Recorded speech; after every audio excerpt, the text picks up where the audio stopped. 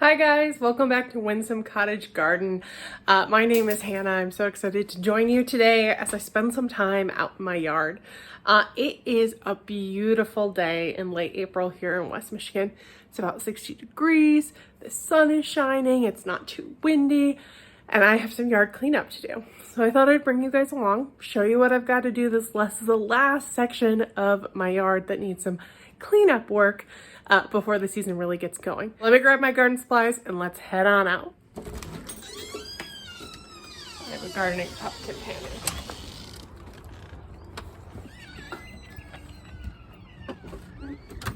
So today I am going to be in the backyard focusing on my back bank of flowers. I haven't touched it yet this year, and there's a little bit of dead to clear out from last year's growth, a tiny bit of pruning, and I have 2 roses that I really want to get after.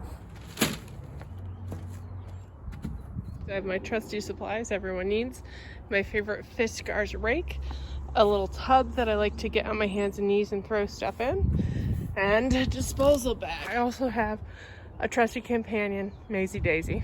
Mia's inside, she wasn't really interested in coming. I thought I would show you the last area that needs a little bit of spring cleaning. So we're here in our backyard, and as you might be able to tell from this side of things, this has already been cleaned. I've cleaned up to about there. So from here on, this just needs a little bit of sprucing up. I'm hoping that this will only take me like maybe an hour, hour and a half or so, but let's see what it goes. You've got that nice before shot and it'll be over real quick.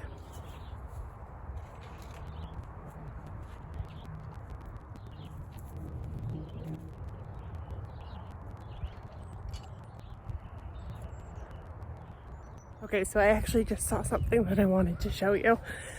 Last year we planted a Ninebark that I think you guys saw me add some drip stuff to, and its new leaves are coming out and it is just so pretty.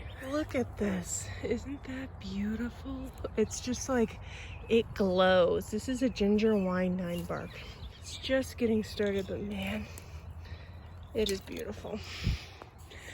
You guys might have seen me do this. There was a big section of grass that was growing in there for some reason. Next up, I gotta weed out these things. My neighbor has a honeysuckle that continually comes over. Maybe prune out some dead in the dogwood. Prune this firelight.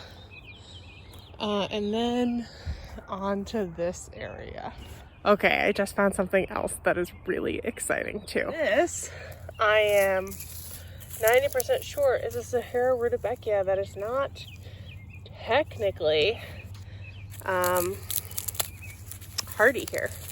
So it survived the winter. That's awesome. Here's another one that I don't think survived. In fact, I'm just gonna pull it out.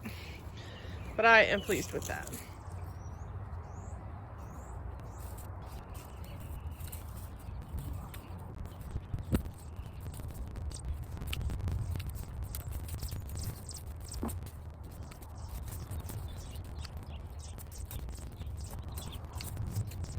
Okay, I actually realized that I was basically done pruning this, and I didn't tell you what I was doing. I thought I would pause really quickly and on the last branch show you how I choose to prune this. Now this is a little quickfire hydrangea which blooms on new wood, which means I can go back pretty far in the spring. In fact, pushing it back really creates bigger blooms that are better blooms and more colorful. So I kind of take this back to knee size, wide and tall, and we'll see how it goes. So this is actually might be kind of hard to see. But you can see on all of these guys, there's growth points. So I've kind of cut them off. So there's a nice growth point right around it. So I kind of go back, find a growth point, and I'll cut it right here. Let me see if I can do this with my other hand. Chop. And then I'll come in and I'll say, you know what, that doesn't have any growth points. That's already done. Go back. I don't see a ton of growth points. There's one nice one right there, so I'm just gonna chop it. And that's it. So then I take a step back and kind of look at it from a couple different angles. The middle bit is kind of tall. And even though it kind of pains me, there's a growth point right there. So I'm gonna cut right above it. Now I'm gonna take another step back, and that looks okay. And I'm gonna leave it. That's what I do with all of my hydrangeas that bloom on new growth. So little quick fire, also limelights fall into that category, and Annabelle's, which is actually another one that I have to do right over here. Now on this one you can actually see that there's a lot of new growth. That's a lot more obvious. There's also a lot of spindly growth that I'm gonna like maybe even bring a chair over and spend some time cutting. Okay, so that didn't take nearly as long as I thought it didn't, because there was actually quite a bit of dead in it. So I thought I would show you the end product. Kind of hard to see against the mulch, but there was like, this was dead. There was a lot of dead in here, and there is some more basil growth that I see coming up, like here and whatnot.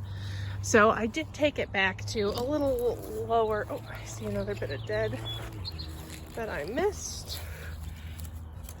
Chop you, chop you, chop you. You can see that I took it back to a little bit above a new leaf spurt, and it's gonna look, it looks a little sad, but soon it'll leaf out and it'll be cute. I hate to think of myself as pruning happy, but there is a male holly bush. I think it's a prince holly. It's a male of some kind, I'm not so sure. Hollies have male and female plants.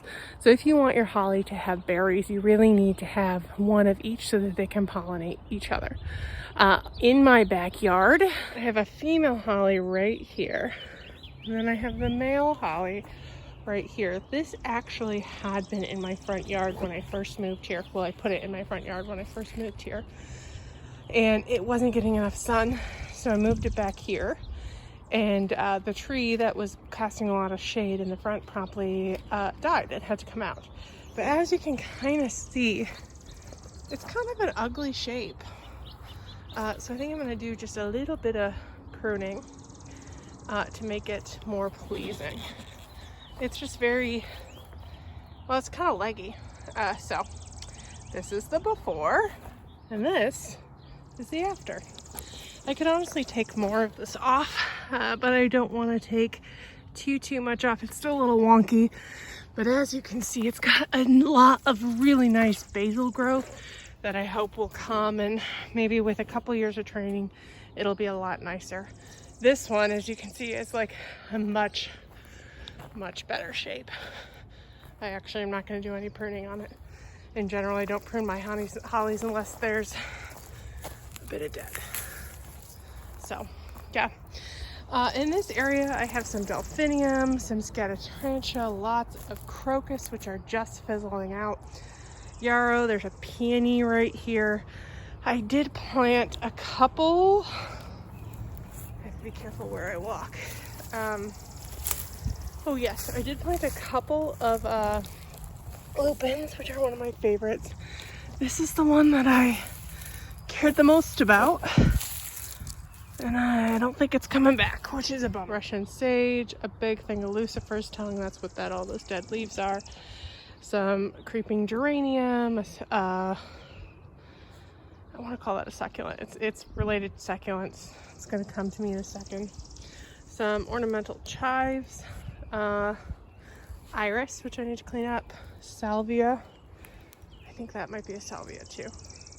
There is a lot packed into this bed directly on the bank, and I really need to just move very carefully throughout this.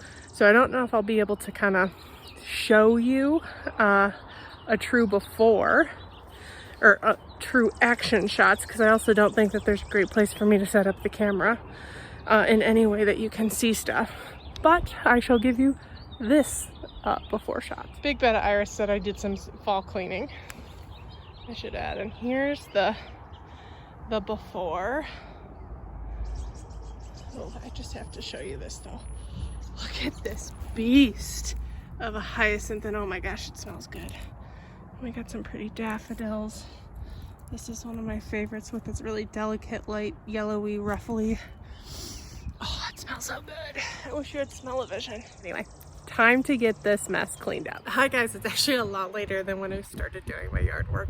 I started doing that big bank like I told you guys, and then my best friend called me, so I chatted with her a little bit, and then I had to go and make dinner, and next thing you know, I was like, oh, I should probably go finish the end of the video, otherwise it'll be the next day. So I thought I would show you.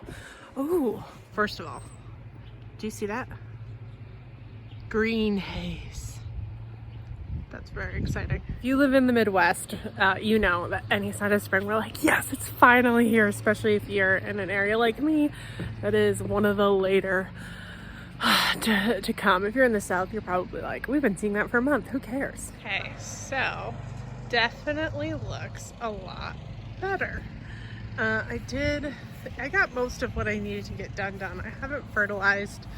I think I'm gonna do that tomorrow morning because it's supposed to rain in the afternoon, so it can get a nice soak in. I cleaned up all the lucifer's tongue, which my dogs like because apparently they're part cow.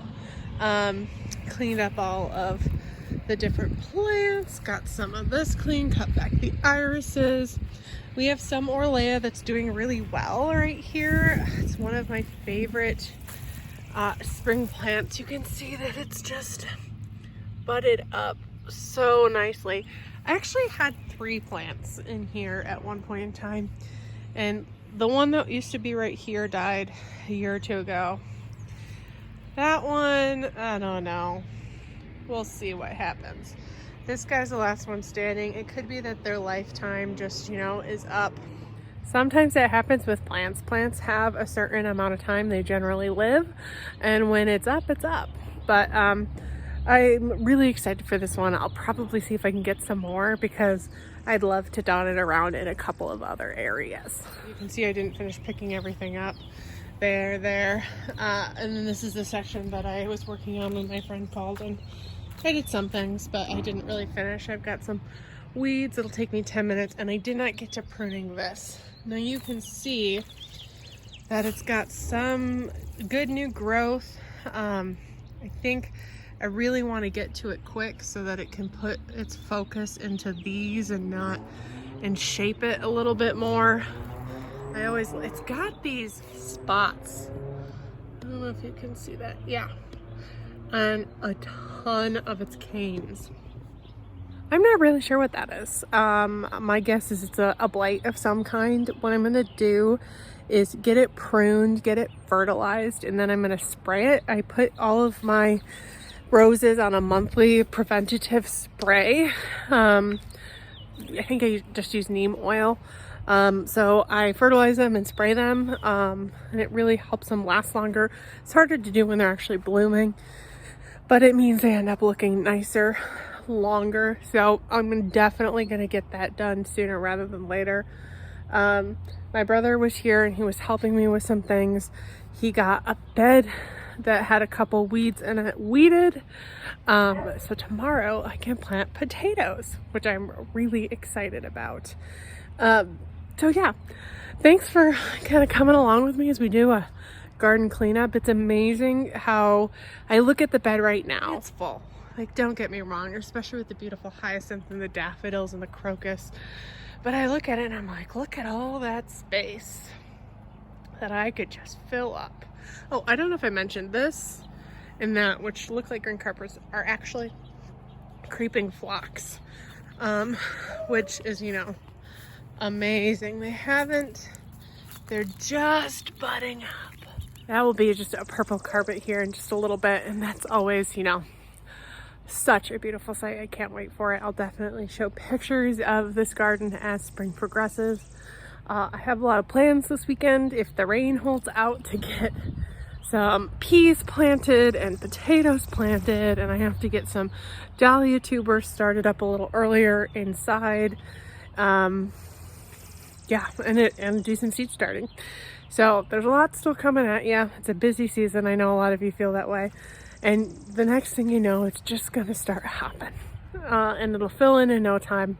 And that spot that I thought maybe I could fit a small hydrangea, probably won't be able to. But it's good to pause and remind yourself to wait till it fills in, because I'll look back at this video in July and I'll be like, oh my gosh, there's so much space. it's so full. And it's amazing to see the transformation every year. Anyway, I hope you guys have a good day, and I will see you in the next video. Bye-bye. What are you doing? You know you're not a cow, right? You shouldn't eat the grass. You are very cute. Nice. I love you. I do. I love you. So sweet.